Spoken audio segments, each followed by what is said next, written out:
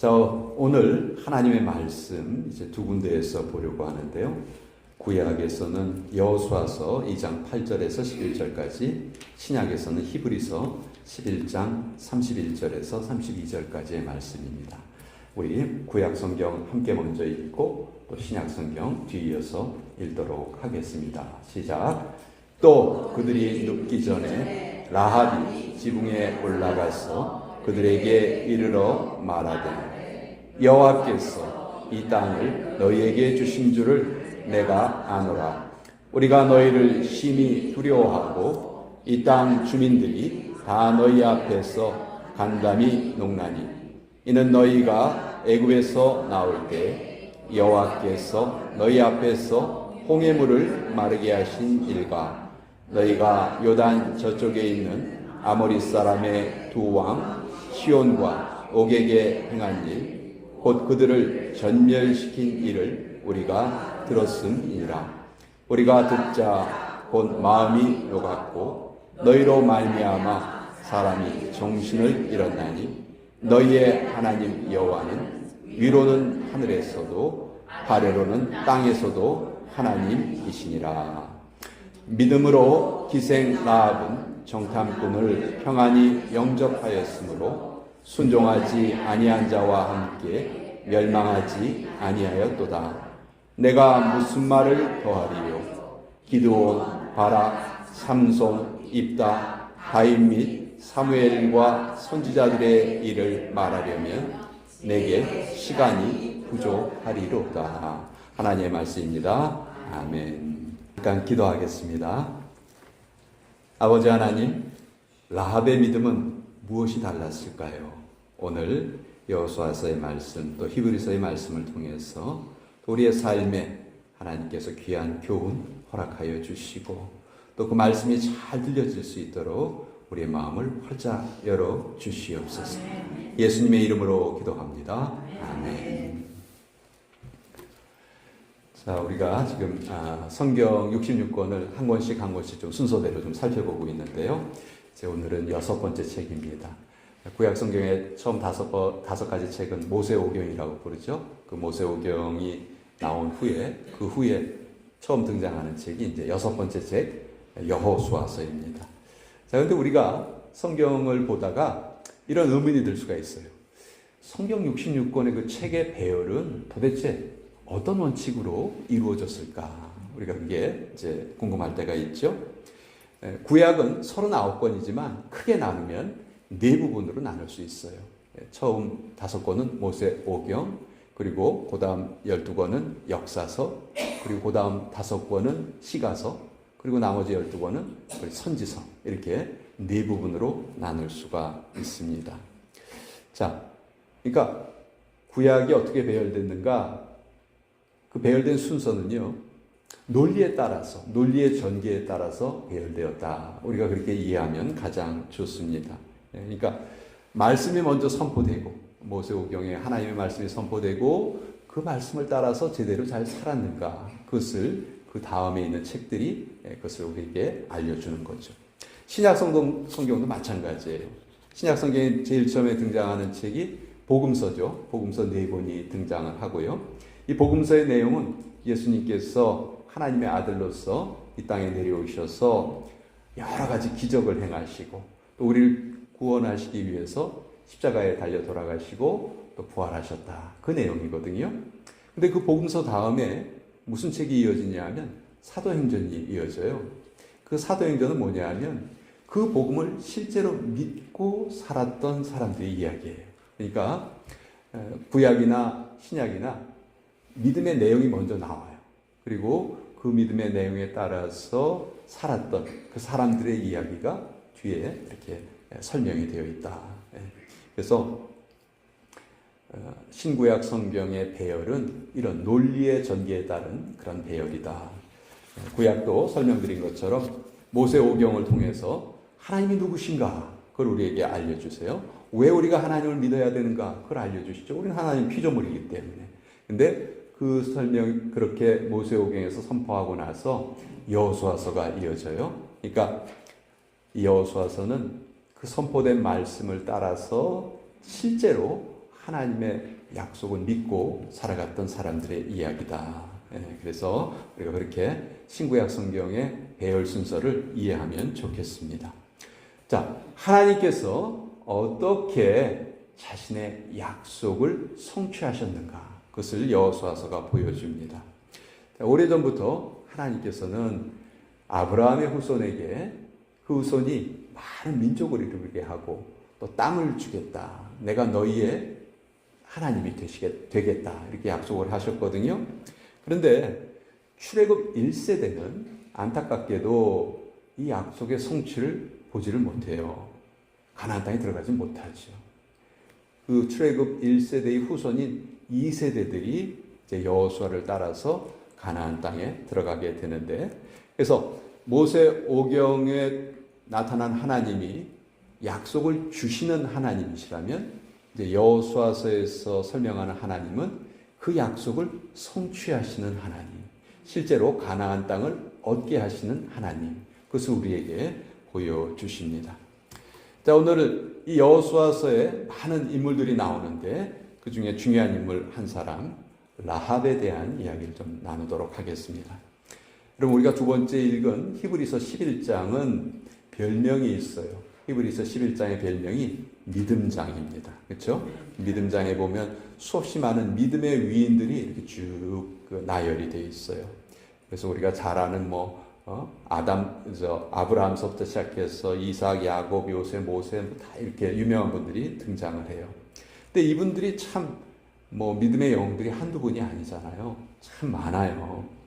제가 이름 적혀 있는 분들 하나하나 세봤거든요. 16분이 거기에 기록되어 있어요. 그런데 히브리서 기자는 이런 분들이 너무 많기 때문에 이분들 말고도 내가 다른 사람들을 다 열거하려면 시간이 부족할 것 같다. 그렇게 믿음의 영웅들이 참 많다. 이렇게 말씀을 해요. 그런데 내가 시간이 부족해서 다른 사람 이야기는 못할 것 같지만 그래도 이 사람 얘기는 꼭 하고 싶다. 그 시간이 부족하다는 말 앞에 누구의 이야기를 마지막으로 하냐 하면 바로 기생 라합의 이야기를 해요. 히브리서 11장 31절에 믿음으로 기생 라합은 정탐꾼을 평안히 영접하였으므로 순종하지 아니한 자와 함께 멸망하지 아니하였도다. 제가 아까 히브리서 11장에 많은 믿음의 위인들 쭉 기록되어 있다고 했죠. 근데 좀 안타깝게도 여성분은 2사람밖에 기록이 안 돼 있어요. 그 당시는 좀 남성 위주의 사회였기 때문에 그랬던 것 같아요. 그 2사람이 누구냐 하면 한 분은 사라예요. 사라. 그리고 다른 한 분이 바로 이 라합입니다. 여러분, 사라가 누구예요? 사라는 아브라함의 아내예요. 믿음의 조상인 아브라함의 아내가 사라입니다. 사라는 그 몸에 여성으로서 아이를 낳을 수 있는 그 기간이 지난 후에 나이 90세에 이삭을 낳았던 정말 대단했던 분이죠. 성경을 보면요, 예수님의 어머니 마리아도 몇 세까지 사셨는지 기록되어 있지 않아요. 근데 사라는, 아브라함의 아내 사라는 성경 전체에서 나이가 기록된 유일한 분이에요. 유일한 여성분. 성경 전체에서 여성의 나이는 딱 한 사람만 기록되어 있는데 그 여성이 바로 사라입니다. 몇 세까지 사셨죠? 127세까지 사셨어요. 여러분도 다 사라만큼 사시길 축원드립니다. 더 사시는 건 욕심이에요. 남자는 모세만큼만 사면 됩니다. 남자는 120세까지 살면 돼요. 여자보다 더 살면 안 돼요. 야단만 맞죠, 야단. 적당히 120세까지만 남자는 살면 됩니다. 자, 우리 옆에 분들하고 인사 나누겠습니다. 아직 한창이시군요. 예. 여담이지만 한국에서 87세 되신 할아버님이 안타깝게도 고독사를 하셨어요. 3일 동안 못 드셔서 돌아가셨어요. 근데 그분이 86세까지는 아주 정정하셨던 분이야. 왜? 할머니가 살아계셨거든. 근데 할머니가 1년 전에 돌아가시고 그 할아버지는 3일 동안 굶다가 돌아가셨어요. 그러니까 남자들 어떻게 해야 돼요? 먼저 죽어야 돼요. 먼저 죽어. 여담입니다. 자, 이 라합은요, 여호수아서의 기록에 의하면 라합이 한 일이 좀 우리가 생각하기에 이게 과연 맞는 일인가 그런 생각이 들어요. 왜냐하면 이스라엘 사람들은 지금 여리고성을 정복하려고 합니다. 근데 라합은 여리고성에 살고 있는 사람이에요. 여호수아가 여리고성을 정복하기 전에 정탐꾼 2사람을 먼저 보냅니다. 가서 지금 여리고 사람들이 어떻게 하고 있는지 알아보고 와라.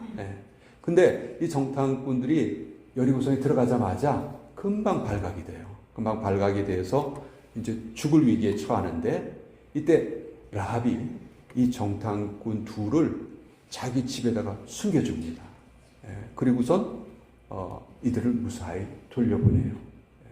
자, 그러니까 이스라엘의 정탐꾼들 2사람에게 이 라합은 정말 생명의 은인이에요. 그렇죠? 그런데 여리고 사람들 입장에서 라합을 보면 어떤 사람이 되나요? 이거 완전 매국노야. 그렇죠? 자기들을 정복하러 온 사람들을 숨겨줬어요. 그러니까 여리고 사람들의 입장에서는 이 라합의 행위가 이거 정말 올바로 바른 행동이라고 말할 수 없겠죠. 나라를 팔아먹은 사람이란 말이에요. 근데 성경은요, 이 라합의 행위를 위대한 믿음이다 이렇게 말해요. 믿음으로 기생 라합은 정탐꾼을 숨겨줬다. 자, 이것을 우리는 어떻게 해석해야 할까? 이 말씀을 어떤 의미로 받아들여야 될까? 자, 라합이 여리고에 살고 있습니다. 여리고에 있는 모든 사람들 다 이제 여리고성에 살고 있는데 이스라엘 백성들이 여리고를 향해서 다가옵니다. 근데 이들에 대한 소문을 여리고성 사람들이 전부 다 들어요. 이스라엘 사람들이 몰려오는데 그 사람들이 애굽에서 나왔대. 근데 애굽에서 나올 때 글쎄 홍해물이 갈라졌댄다요. 홍해물이 갈라져서 그 사람들이 다 건너왔고 또 광야에서는 만나라는 이상한 음식을 먹었고 또 우리 여리고성에 오기 직전에 저 아모리 사람의 2왕 시온하고 옥은 당시 거인족이었어요. 거인족의 왕이었어요. 아무도 그 사람들하고 싸워서 이길 수가 없었어요. 근데 그 시온과 옥을 이스라엘 백성들이 완전히 전멸시켰다는 그 소문을 여리고 사람들이 들은 거예요. 이 얘기를 듣자마자 여리고 사람들의 성경의 기록에 의하면 마음이 녹았다. 마음이 녹았다는 건 뭐예요? 어쩔 줄 모른다는 거죠. 야, 이걸 어떻게 해야 되냐. 간단히 녹아내렸다. 이렇게 얘기합니다. 자, 그래서 여리고성 사람들은 할 수 있는 일이라고는 뭐냐면 문을 다 꼭꼭 닫아 잠그고요. 절대로 밖에 안 나오는 거예요. 그래서 그리고 여리고성이 워낙 튼튼한 성이었기 때문에 우리는 안전할 거야. 밖에 나가지 않으면 안전할 거야. 그렇게 생각하고 집 안에 숨어 있습니다. 자, 여리고성 사람들은 이 싸움을 어떻게 봤냐면 이스라엘 백성들과 자기들의 싸움이라고 본 거예요. 그러니까 우리가 저들을 상대해서 이길 수 없으니까 우리가 튼튼하게 지키고 있자. 이렇게 생각을 한 거죠. 그런데 똑같은 소문을 들었던 라합의 생각은 좀 달랐어요. 어떻게 달랐냐면 이 싸움을 여리고성 사람들과 이스라엘 백성들의 싸움으로 보지를 않고 무엇으로 봤냐면 하나님과 여리고성 사이의 싸움으로 본 거예요. 이것이 라합의 생각이었어요. 그러니까 라합이 이스라엘 사람 정탐꾼 2사람을 숨겨준 거는 자기 나라를 팔아먹는 매국노의 행위가 아니고 하나님께 이 여리고성을 내어드린 거죠. 이것이 라합의 아주 독특한 시각입니다. 라합이 정탐꾼에게 뭐라고 말을 하냐면요. 2장 9절에 여호수아서 2장 9절에 여호와께서 이 땅을 너희에게 주신지를 내가 아노라. 그러니까 이 라합은요, 그 이스라엘 백성들이 몰려오는 것을 이 여리고성을 심판하시기 위한 하나님의 징벌이다라는 것을 깨달았던 것이죠. 그러니까 여리고성 사람들과 하나님 사이에 싸움이 벌어진다면 나는 누구의 편에 설 것인가? 하나님 편에 서겠다. 이것이 라합의 믿음이었어요. 내가 여리고성 사람이니까 무조건 난 여리고성 편 들 거야. 이게 아니었다는 것이죠. 내가 누구의 편에 서겠다? 하나님 편에 서겠다. 여러분에게 골칫덩이 자녀가 하나 있다고 한번 생각해 봅시다. 대학을 졸업했는데 맨날 집에서 빈둥빈둥 놀고만 있어. 뭐 좀 하라고 그래도 꼼짝도 안 해. 근데 어느 날 갑자기 날 찾아와서 이제는 제가 뭐든지 해가지고 돈을 좀 벌어야 되겠습니다. 설사 그것이 좀 안 좋은 일을 할지라도 전 돈을 좀 벌어야 되겠습니다. 이렇게 말을 했어요. 그럼 여러분이 이제 그 부모라면 어떨까요? 야, 그동안 계속 나한테 기대서 살던 놈이 야, 이제 좀 정신을 차렸나 보다. 그래. 네가 돈 열심히 벌도록 내가 기도해 줄게. 이렇게 말하지 않았다는 거예요. 왜냐하면 자녀가 뭐라고 말했어요? 내가 죄를 짓더라도 돈 좀 벌어야 되겠습니다. 이랬거든. 그러니까 나쁜 일을 하려는 생각이 마음속에 있는 거죠. 그렇죠? 그걸 알았다면 부모 입장에서는 그래, 너 돈 많이 벌도록 내가 기도해 줄게. 이렇게 말할 수가 없겠죠. 대신 믿음이 있는 부모라면 이렇게 기도할 것입니다. 하나님, 제가 제 자식 너무너무 사랑합니다. 그리고 제 자식이 돈 벌겠다는 목표를 세운 것이 참 기특합니다. 그러나 제 자식 속에 잘못된 생각이 있습니다. 죄를 짓더라도 돈을 벌겠다고 합니다. 하나님, 저는 제 자녀가 돈 버는 것도 중요하지만 그 자녀가 하나님 앞에 바로 서는 것이 가장 중요합니다. 아버지요, 필요하시다면 제 자녀를 철저하게 실패하게 하여 주시고 철저하게 망하게 하셔서라도 제 자식의 인생에서 가장 소중한 것이 돈이 아니고 하나님이라는 것을 깨닫게 하여 주시옵소서. 하나님 꼭 제 자녀를 이겨주세요. 이것이 바른 기도 아닐까요? 우리 성도들이 잘못된 생각이 좀 있어요. 나라와 민족을 위한다라는 명분을 붙이면 무조건 그것이 옳은 걸로 착각을 합니다. 구약성경에 보면 사무엘이라는 선지자가 이런 기도를 드려요. 사무엘상서 12장 23절에 보면 나는 너희를 위하여 기도하기를 쉬는 죄를 여호와 앞에 결단코 범하지 않겠다. 사무엘이 이스라엘 백성들을 위해서 기도하겠다는 거예요. 근데 이 기도의 내용이 무엇이었을까요? 하나님,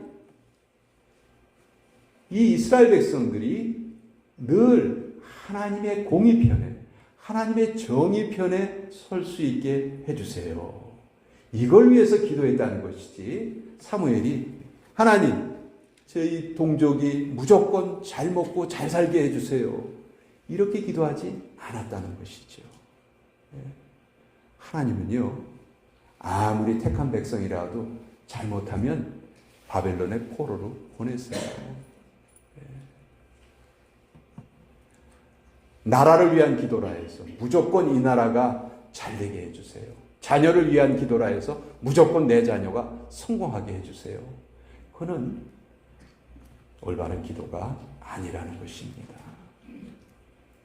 우리가 기도할 때에는 하나님이 이기시기를 원합니다. 하나님의 뜻이 실현되기를 원합니다. 내가 손해봐도 괜찮습니다. 내 자녀가 망해도 괜찮습니다. 대신 하나님의 뜻이 드러나셔야 됩니다.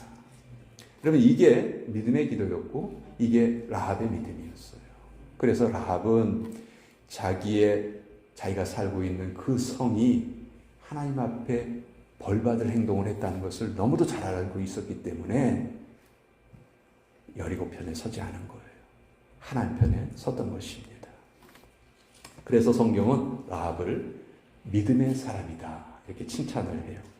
히브리서 11장 31절에 믿음으로 기생 라합은 정탐꾼을 평안히 영접하였으므로 순종치 아니한 자와 함께 멸망치 아니하였도다.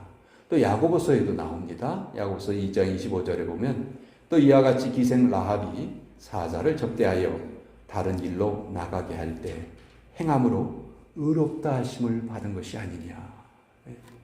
나라를 팔아먹은 것이 아니고 의로운 행위였다. 하나님이 칭찬하고 계시는 거예요. 하나님, 내 남편이 고통스러운 시간을 지나게 될지라도, 내 자녀가 힘든 시간을 지나게 될지라도 하나님이 이기시기를 원합니다. 하나님의 뜻대로 되기를 원합니다.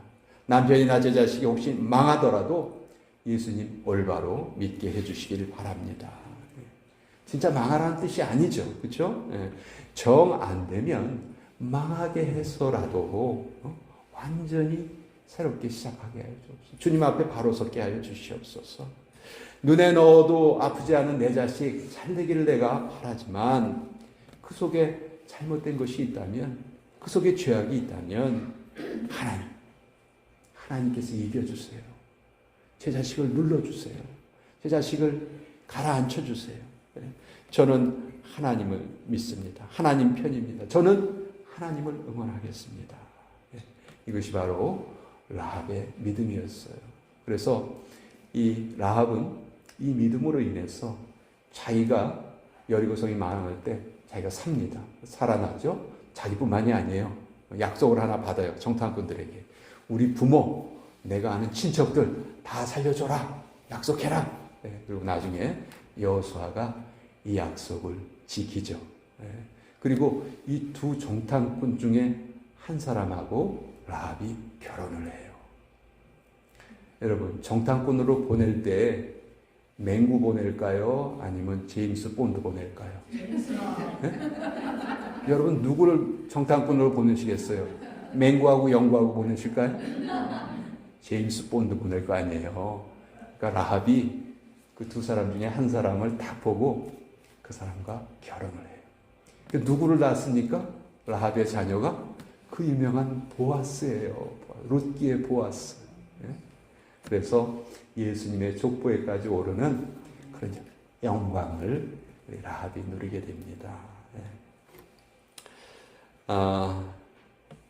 우리 모두가 이 라합의 믿음, 라합을 능가하는 믿음을 갖게 되기를 축원드립니다. 어떤 일이 벌어지든지 우리는 늘 하나님이 이겨주세요. 하나님이 이기시길 원합니다. 나는 하나님 편입니다. 이렇게 하나님을 응원하며 사시는 저와 여러분들 되시기를 축원드립니다. 기도하겠습니다. 아버지 하나님, 라합은 하나님을 믿는 믿음이 있었기에 아버지요, 자기가 살던 그 여리고 성에 정탐꾼이 왔을 때 그 정탐꾼을 숨겨주었습니다. 자기 동족편에 서지 않았습니다. 그들에게 죄악이 있었기 때문입니다. 늘 하나님 편에 섰습니다. 아버지, 우리도 이런 믿음을 갖기를 원합니다. 늘 하나님 편에 서기를 원합니다. 옳은 편에 서기를 원합니다. 진리의 편에 서기를 원합니다. 우리의 삶에도 구체적인 변화가 있게 하여 주시옵소서. 예수님의 이름으로 기도합니다. 아멘.